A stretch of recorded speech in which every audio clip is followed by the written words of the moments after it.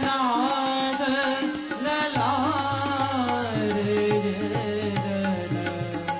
शरण आए तारे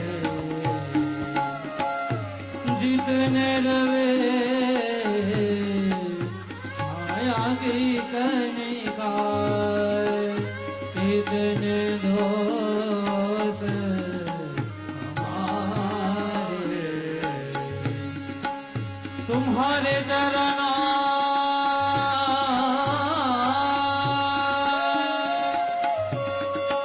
प्रताप तेज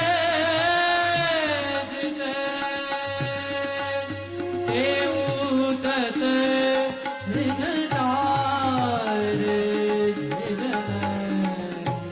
शरण आए तारे शरण आए तारे शरण आए तारे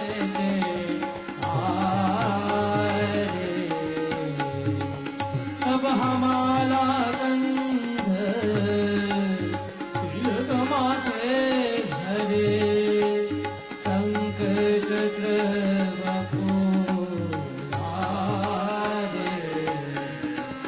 अब माणिक कंद प्रभु के गुण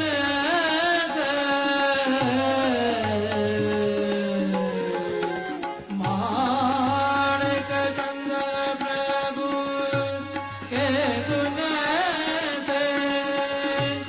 महापति निसारे शरण आए तारे शरण आए तारे शरण आए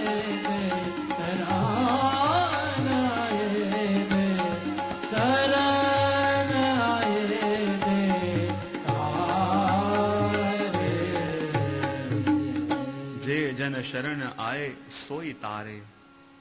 यदि जीव अपने सामर्थ्य से या अपने पुरुषार्थ से प्रभु की प्राप्ति करना चाहे तो जीव के दोषों की गणना करते हैं। जीव के दोष कितने हैं? जितनी रवि छाया की कणिका इतने दोष हमारे।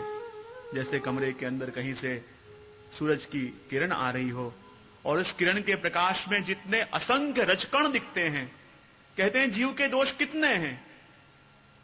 जितनी सूरज छाया की कणिका उतने दोष हमारे।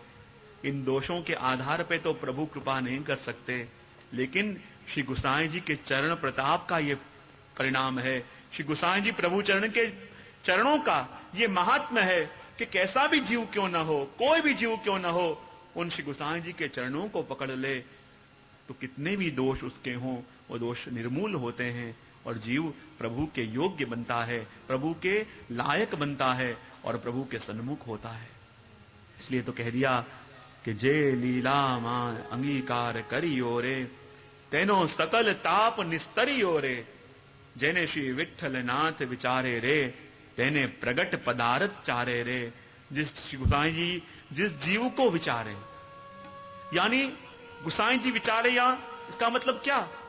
गोसाई जी के तो सेवक अनेक हैं, लेकिन बार बार गोसाई जी जिस जीव का अनायास चिंतन करने लगे, अनायास गोसाई जी जिस जीव का स्मरण करने लगे, मानो उस जीव का भगवत लीला में प्रवेश हो गया। इसलिए बात करी प्रभु जिस जीव को विचारे, इसका मतलब क्या? जब श्री गोसाई जी प्रभु चरण ने विचार किया किशोरी बाई को देख के कि इसके ऊपर श्री यमुना जी की कृपा है और यमुना जी की कृपा से इसे बाल लीला का सुख तो मिला है, पर अभी भी इसे किशोर लीला की अनुभूति नहीं है।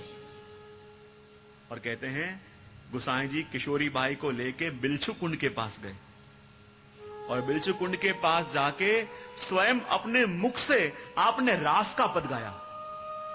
और जहां श्री गोसाई जी प्रभु चरण ने रास का पद गाया और जैसे जैसे गोसाई जी उस पद को गा रहे हैं उस पद के भाव किशोरी बाई के हृदय में स्थापित होने लगे, क्योंकि आपकी वाणी स्वरूपात्मक है।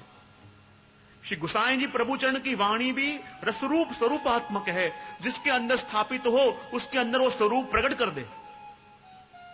और जैसे जैसे श्री गोसाई जी उस रास के पद को गा रहे हैं और पास में खड़े किशोरी बाई के हृदय में उस पद के भाव फलित होने लगे, दृढ़ होने लगे, स्वरूपात्मक होने लगे। और वहीं आपने क्या दर्शन किया कि असंख्य यूतों को लेके प्रभुआ पधारे और सबके संग प्रभु रास कर रहे हैं। कोई सखी झांझ पखावत बजा रही है, आकाश में देवता आ गए हैं, सुंदर पुष्पों की वृष्टि कर रहे हैं और सुंदर रास हो रहा है। ठाकुर जी नृत्य कर रहे हैं, संग में राधा जी नृत्य कर रहे हैं और संग में अनेक सखियां नृत्य कर रही हैं। एक एक बार एक एक सखी के संग ठाकुर जी नृत्य कर रहे हैं। ऐसा किशोरी बाई ने देखा और आगे क्या देखा, ठाकुर जी नृत्य करते करते एक सखी के पास आए और जहां जिस सखी के संग ठाकुर जी सुंदरी घूम रहे थे उस सखी का मुख घूमा तो किशोरी बाई ने देखा कि वो तो स्वयं है। जहां उस सखी के, उस गोपी के मुख के दर्शन किशोरी बाई ने किए और चौंक गए कि ये तो मैं हूं। जब मैं यहां खड़ी हूं तो प्रभु के रास्ते में कैसे हो सकती हूं? जब मैं खड़े खड़ी ये दर्शन लीला के कर रही हूं तो प्रभु की इस लीला में सम्मत कैसे हो सकती हूं? मेरा ये स्वरूप वास्तविक है कि मेरा वो स्वरूप वास्तविक है? और जहां ऐसी अनुभूति हुई, श्री गोसाई जी के पास आई, कहने लगे कृपानाथ, आज जो लीला आपने दर्शन कराई, जो अनुभूति कराई, समझ में नहीं आई प्रभु क्या लीला थी ये। जब आपने कृपा करके इन नेत्रों से प्रभु के रास का दर्शन तो कराया, पर रास के अंदर सखियों में से किसी एक सखी के रूप में मैंने अपने आप को देखा। प्रभु ये लीला क्या थी? मैं अभी हूं ये वास्तविक है या वो मेरा स्वरूप वास्तविक है? तब श्री गोसाई जी ने कही, देखो किशोरी भाई, अपने मार्ग में जैसे हर एक वस्तु के 3 स्वरूप हैं, ऐसे अपने मार्ग में वैष्णव के भी 3 स्वरूप हैं, आदि भौतिक, आध्यात्मिक और आदि देविक।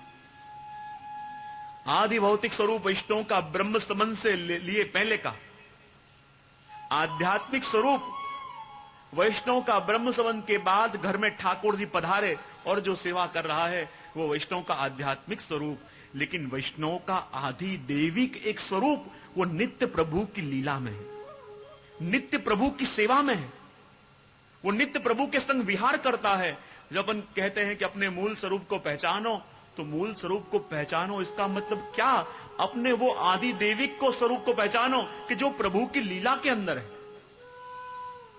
जानो कि वो स्वरूप कौन सी प्रभु की लीला में है, उसकी आसक्ति कौन से स्वरूप में है, वो किनके परिकर में है, किनके युद्ध में है, उसकी आसक्ति कौन से स्वरूप में और कौन सी सेवा में है। जब इन वस्तुओं का ज्ञान हो तो पता चले कि प्रभु की लीला का अनुभव हुआ और अपने आदि देविक स्वरूप का जीव ने अनुभव किया, जीव ने दर्शन किया। ये बात यहाँ पे श्री गोसाई जी प्रभु चरण ने अपन को बताई और आगे अपन पढ़ेंगे, क्योंकि आदि यात्रा लंबी है, संक्षिप्त देखते हुए आगे बढ़ेंगे।